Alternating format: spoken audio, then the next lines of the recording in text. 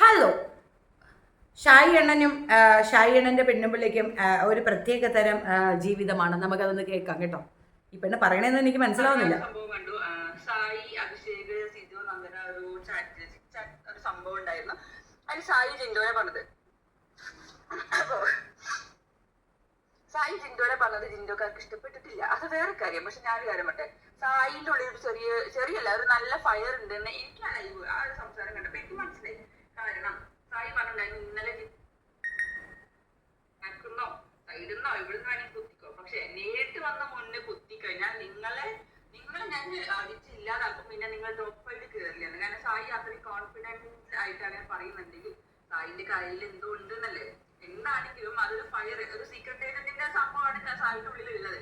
അതെന്തറിയോ, ആ സായിക്ക് ഇനിയിപ്പോ കളികാലം മുറുകാണല്ലോ. അപ്പൊ പിന്നെ ജിൻഡോ അന്ന് സായി പറഞ്ഞു ജിൻഡോന് സായിനെയാണ് കൂടുതൽ പേടി എന്നുള്ള പറയാൻ കുറെ ട്രോളും കളിയൊക്കെണ്ടായിരുന്നു. കാരണം ജിൻഡോ ചാടിക്കുമ്പോൾ നീ അങ്ങനെ പറഞ്ഞില്ലേ ഇങ്ങനെ പറഞ്ഞില്ലേ എന്ന്. പക്ഷെ അതൊന്നും നല്ല കാര്യം. രണ്ടാമത്തെ ദിവസം തന്നെ ആ ഒരു സംഭവം പൊട്ടിച്ചിട്ടുണ്ടായിരുന്നു അവിടെ എന്തായാലും. അപ്പോൾ സായി ഇന്നലെ പറയുന്നുണ്ടായിരുന്നു ഞാനത് ജിൻഡോന് ഇട്ട് കൊടുത്താണ്, ഞാൻ നല്ലോണം കൊടുത്തിട്ടുണ്ട്. അതായത് എന്നെ നേരിട്ട് വന്ന മുട്ടം വന്നാൽ നിങ്ങൾ പിന്നെ ടോപ്പ് ഫൈവിൽ കയറില്ല. ജിൻഡോ നല്ലോണം കൊണ്ടിട്ടുണ്ട്, പേടിച്ചു എന്നുള്ള രീതിയിൽ തന്നെയാണ് ജിൻഡോ അവിടെ നിൽക്കുന്നത്.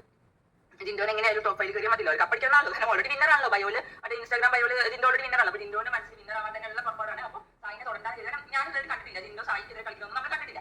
സായിന്റെ കയ്യിൽ എന്തോ ഒരു സംഭവം, ഒരു ബോംബ് ഉണ്ട്, അല്ലെങ്കിൽ നാവ് നല്ല പൊട്ടിക്കും, നാവ് നല്ല കിട്ടും എന്നുള്ളത് ജിൻഡോ നല്ല പേടിയുണ്ട്. അതുകൊണ്ടാണ് ജിൻഡോ അവിടെ മിണ്ടാതിരുന്നത്. അത് കഴിഞ്ഞ് നമ്മുടെ ഡൊമസ്റ്റിക് ടാസ്ക് എന്തുണ്ടായിരുന്നു നമ്മുടെ എപ്പിസോഡിലാണ് കാണുന്നത്.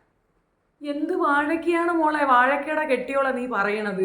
ഇവള് പറയണത് വല്ല നിങ്ങൾക്ക് തിരിയുന്നുണ്ടോ? അതായതൊത്തമ സായി എവിടെ ഒരു വലിയ സൂപ്പർ ഗെയിമറാണെന്നാണ് പുള്ളിക്കാരത്തിയുടെ വാദം. മോളെ, ആ പെണ്ണിന്റെ പാവാടയും പിടിച്ച് നടക്കുന്നതല്ലാതെ നിന്റെ കെട്ടിയവൻ വല്ലതും ചെയ്യുന്നതായിട്ട് നിനക്ക് തോന്നുന്നുണ്ടോ? ആകെ ആ വാഴയ്ക്ക് നടക്കുന്നത് മുഴുവൻ നന്ദനയുടെ വാലെ തൂക്കി ഇങ്ങനെ നടക്കുകയാണ്. സത്യത്തിൽ ഒരു ജോക്കർ, അതിനപ്പുറം ഒന്നുമായിട്ട് തോന്നുന്നില്ല. കളി എന്ന് പറഞ്ഞാൽ പക്ക ഫ്രോഡ് കളിയാണ്. അവൻ സപ്പോർട്ട് ചെയ്യണ ജാസ്മിനെയാണോ സിജോയാണോ എന്നുള്ള ഒരു ഡൗട്ട് മാത്രമേ ക്ലിയർ ആകാനുള്ളൂ. ഇവൻ പൊക്കിക്കൊണ്ട് വരാൻ ശ്രമിക്കുന്നത് സിജോയെയാണോ അതോ ജാസ്മിനെയാണോ, ഈ ഒരു ഡൗട്ട് മാത്രമേ ഇവിടെ ക്ലിയർ ചെയ്യാനുള്ളൂ. ബാക്കി എല്ലാം കൊണ്ടും ഓക്കെ, ഡണ്ണ്. എന്നിട്ട് നീ എന്തു ഈ പറഞ്ഞു വരുന്നേ? സായിയുടെ ഉള്ളിൽ ഫയറുണ്ടെന്നോ? അയ്യോ, അതെന്ത് ഫയറാ മോളെ? നീ മാത്രം കാണുന്ന ഒരു പ്രത്യേകതരം ഫയറായിരിക്കും അല്ലേ? Every night in my dreams I see you, അതായിരിക്കും അല്ലയോ? ഓ, ആ ഫയറാ. അത് മോക്ക് മാത്രം കണ്ടാൽ പോരെ, ഇനി നാട്ടുകാരെയും കൂടെ കാണിച്ചു കൊടുക്കണോ? അവൻ്റെ കയ്യിൽ ഫയറ് പോയിട്ട് ഒരു വാഴക്കേ ഇല്ല, ഒരു പഴങ്കഞ്ഞിയാണെന്നുള്ളത് അവൻ തെളിയിച്ചുകൊണ്ടിരിക്കുക. ഇനി ഇവളുടെ പുറകെ ഒരു എക്സ്പ്ലനേഷൻ്റെ കുറവേ ഉള്ളൂ. സത്യത്തിൽ ഇവ എന്തിനാ അവിടെ പോയത്? ഒരുപാട് പേര് പോകാൻ ആഗ്രഹിക്കുന്ന ഒരു ഷോ തന്നെയാണ് ബിഗ് ബോസ് എന്ന് പറയുന്നത്. ഫെയിമിന് വേണ്ടിയിട്ടാണ് മിക്കവാറും അത് യൂസ് ചെയ്യുന്നത്. പണത്തിന് വേണ്ടിയിട്ടുള്ളത് സെക്കൻഡറിയാണ്. ഫെയിമാണ് എല്ലാവരുടെയും ഉദ്ദേശ ലക്ഷ്യം. അതിനകത്ത് പോയാൽ അത്യാവശ്യത്തിൽ കൂടുതൽ ഫെയിം കിട്ടും. ഒരു റിയാലിറ്റി ഷോയാണ് അത്. എല്ലാവരും വളരെ കൗതുകത്തോടു കൂടി കാണും. പിന്നെ ഓരോ ദിവസം തോറും അവർക്ക് നല്ല പേയ്മെൻറ്റും ഉണ്ടാവും. ഈ ഒരാളുടെ ചാൻസ് നഷ്ടപ്പെടുത്തി അതിനകത്ത് കയറി കുത്തിയിരിക്കുന്ന വാഴയെ പറ്റിയാണോ മോളെ നീ പറയണത്? ജിൻഡോയ്ക്കൊപ്പമോ? ജിൻഡോ കളിക്കുന്ന ഒരു പ്ലേ അവനെ കൊണ്ട് പറ്റുമോ? സായി ഒരു കള്ളനാണെന്ന് സായി നിത്യേന തെളിയിച്ചു കൊണ്ടിരിക്കുകയാണ്. പിന്നെ അവൻ്റെ അവൻ്റെ ഊരല്ല വെട്ടിയത്, വേറൊരിടത്താണ് വെട്ട്. അല്ലാതെ ഊരിനൊന്നും ഒരു വെട്ടുമില്ല.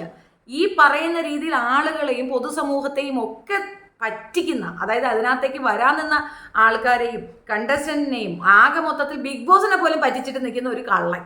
അവൻ ചോദിച്ച എമൗണ്ട്, അവർ ഡിമാൻഡ് ചെയ്ത എമൗണ്ട് കൊടുത്ത് ഇത്രയും വ്യൂവേഴ്സ് 700K.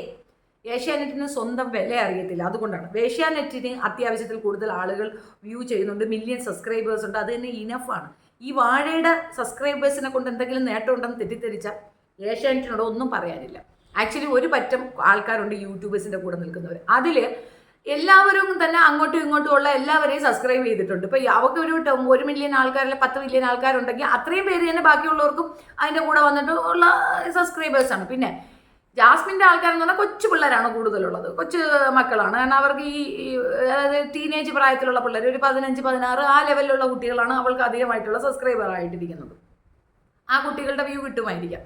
എന്ത് തന്നെയാണെന്ന് പറഞ്ഞാൽ ഈ വാഴയെ അതിനകത്ത് കൊണ്ടുവച്ചതിൽ പരം ഒരു പരാജയം ബിഗ് ബോസ് ക്രൂവിന് വരാനില്ല. അമ്മാതിരി വാഴത്തരമാണ് അയാൾ അതിനകത്ത് കയറി കാണിക്കുന്നത്. കളിക്കുന്നതോ ഇല്ല.